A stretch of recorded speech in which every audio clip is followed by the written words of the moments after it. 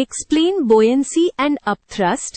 Derive the condition for an object to float or sink in a liquid. चलो एक simple diagram use करते हैं ताकि forces का रिलेशनशिप आपको तुरंत क्लियर हो जाए। पहले buoyancy का आइडिया समझते हैं। buoyancy बेसिकली लिक्विड का वो टेंडेंसी है जिसमें वो किसी ऑब्जेक्ट को ऊपर पुश करना चाहता है। मतलब अगर आप किसी चीज को पानी में डालते हो, लिक्विड उसके अगेंस्ट ऊपर की तरफ इफेक्ट क्रिएट करता है।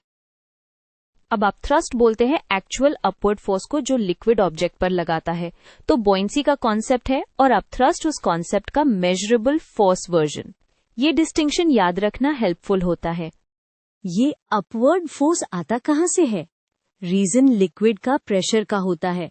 लिक्विड का प्रेशर डेप्थ के साथ बढ़ता है तो ऑब्जेक्ट के बॉटम पर प्रेशर ज्यादा होता है और टॉप पर कंपैरेटिवली कम। इस डिफरेंस की वजह से नेट फोर्स ऊपर की तरफ बन जाता है। इसी को आर्किमिडीज प्रिंसिपल नीटली समराइज करता है। आर्किमिडीज प्रिंसिपल के अकॉर्डिंग अब थ्रस्ट की मैग्नीट्यूड एग्जैक्टली उतनी ही होती है जितना वेट डिस्प्लेस्ड लिक्विड का होता है। ये की लिंक है क्योंकि इससे हम फोर्स को डेंसिटी और वॉल्यूम से कनेक्ट कर पाते हैं। ये अप थ्रस्ट या बॉयंट फोर्स है जो लिक्विड ऊपर की तरफ लगाता है। अब फ्लोट या सिंक का डिसीजन फोर्सेस से होता है। ऑब्जेक्ट पर नीचे वेट होता है और ऊपर अप थ्रस्ट। अगर ऊपर वाला फोर्स वेट को बैलेंस कर दे, ऑब्जेक्ट रुककर फ्लोट करेगा। अगर वेट ज्यादा निकला तो नेट फोर्स नीचे होगा और वो सिंक करेगा। Simple force balance thinking, same physics हर केस में। फ्लोटिंग के केस में इक्विलिब्रियम होता है, मतलब नेट फोर्स 0।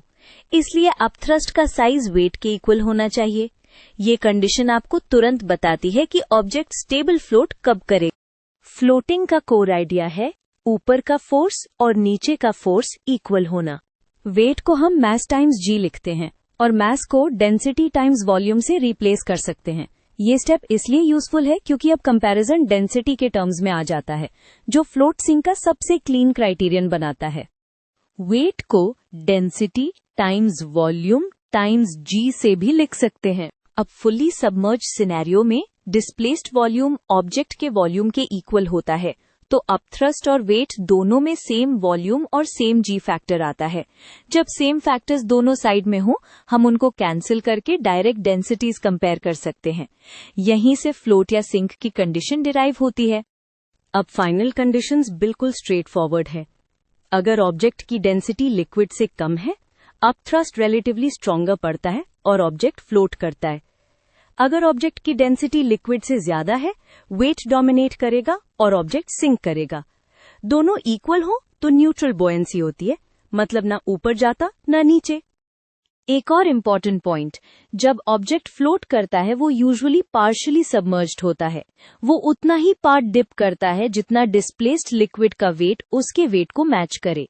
इसका मतलब फ्रैक्शन सबमर्ज्ड डायरेक्टली डेंसिटीज के रेशियो के इक्वल होता है, जो आपको बताता है कितना पार्ट पानी के अंदर रहेगा।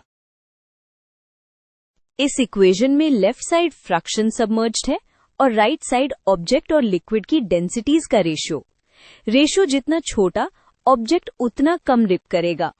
ये रिजल्ट प्रैक्टिकल सेंस भी बनाता है, जैसे वुड पानी में थोड़ा ही डूबता है। ये बताता है टोटल वॉल्यूम का कितना हिस्सा लिक्विड के अंदर है।